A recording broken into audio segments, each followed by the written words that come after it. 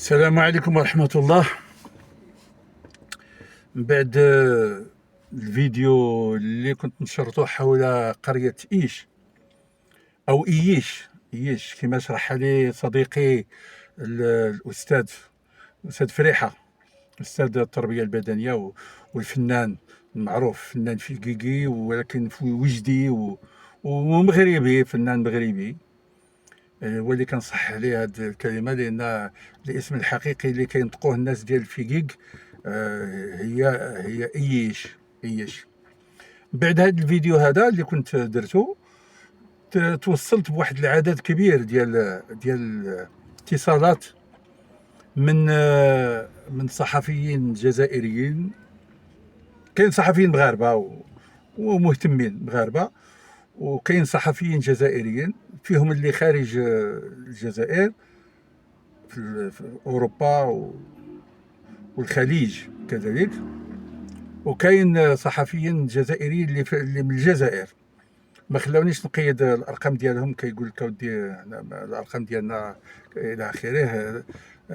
هما عيطوا لي يعني اتصلوا بيا بارقام اخرى لان الارقام ديالهم تحت المراقبه. وكاين بعض الصحفيين اللي في القنوات، وهذه من المفاجآت اللي تفاجأتها، ان كاين صحفيين في القنوات الجزائريه المشهوره وحتى هما دخلوا عندي في الخاص ديالي في هذا بارقام ماشي ديالهم، وقالوا لي باننا احنا محاصرين، وبان يعني ما احنا كنقولوا كلام في حق اخوتنا المغاربه وحنا متألمين. واحد العدد قليل يعني ماشي بزاف. المهم بالضبط كاين 3 ديال الصحفيين اللي اتصلوا بيا، كاين صحفيين اللي برا ومهتمين والى اخره، وكاين حقوقيين، وكاين محامين جزائريين وحقوقيين. كاين اللي كيستفسر على شنو بالضبط اللي وقع واللي كذا واللي هذا، وكاين اللي عاوتاني كيناقش بطريقته كذا، لا ما يمكن هذا ما الى اخره. على كل حال مرحبا. احنا المغاربه كنرحبوا بالجميع ونتناقشوا مع الجميع ونقنعوا الجميع، واذا قنعونا شي حد كنقتنعوا الى اخره. يعني وكاين حتى صحفيين يعني عرب في قنوات عربيه كيسولوا على، كاين اللي عطاهم الرقم ديالي، وكاين حتى هما العدد قليل، يعني عدد قليل في قنوات عربيه كيسولوا على. حنا كانت عندنا واحد المساله هنا، هي يعني هذا الظرف الذي يمر به المغرب، واحد ظرف استثنائي ديال الفيضان ومر المغرب بواحد العدد ديال الظروف اخرى استثنائيه مرارا. واحد الزلزال اللي كان في الحوز وشويه من مراكش، واللي العالم كامل انتبه لحجم التضامن الوطني المغربي مع المنكوبين ديال الزلزال. وحتى الان كاين قنوات دوليه اللي اثارت باعجاب حجم التضامن الشعبي اللي مع الناس ديال القصر الكبير وديال المناطق ديال الشمال اللي هي الفيضان، بحال بعض الظواهر الطبيعيه الاخرى اللي مرت بالمغرب اللي هي الحرائق ديال الشمال يعني وما وقع. ودائما هاد الصيغه ديال التضامن الشعبي المغربي خلات الكثير يشيد بهذه المساله ويعبر على يعني اعجاب يعني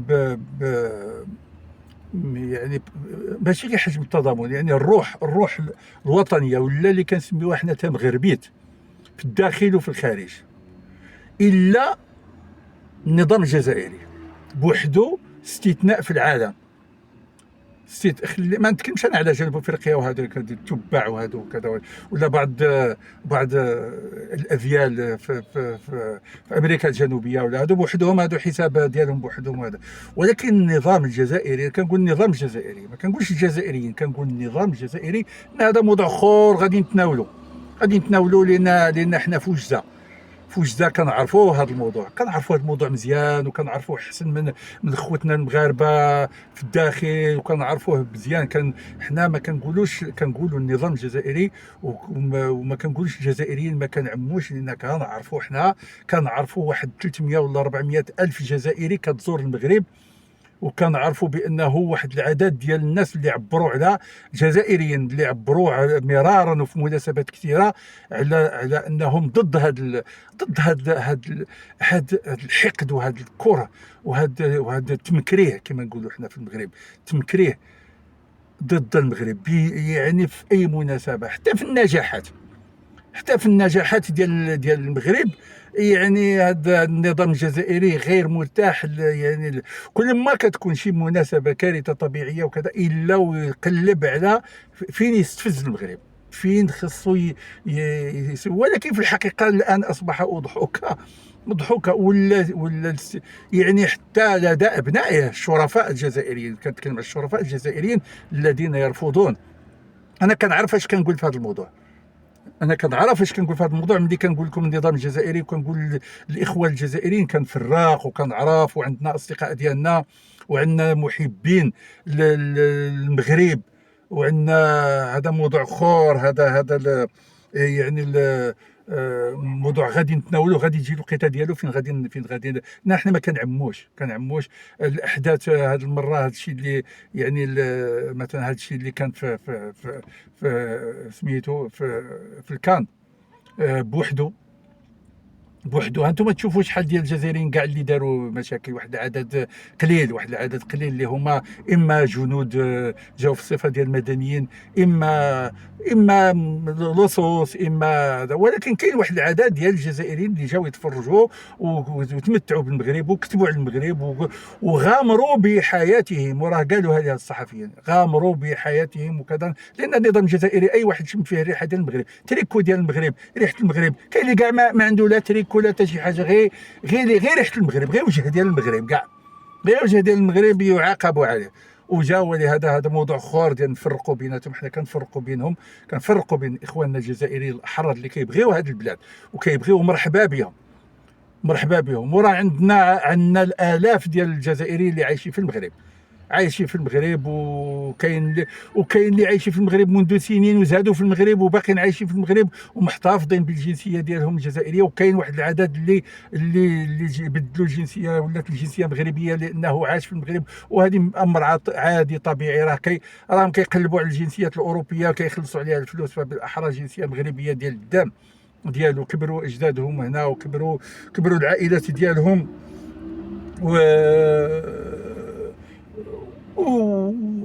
منذ سنين وسنين. في الوقت اللي هذا النظام الجزائري يشبه واحد تمساح جريح ولا واحد ثعبان جريح، لانه هو الان معرض لواحد المجموعه ديال التغييرات اللي يعني تغييرات جيوسياسيه جيوبوليتيك اللي غادي تكون في المنطقه، وهو واحد اللي غادي يكونوا من الضحايا ديالها، لان نظام غبي ونظام بليد.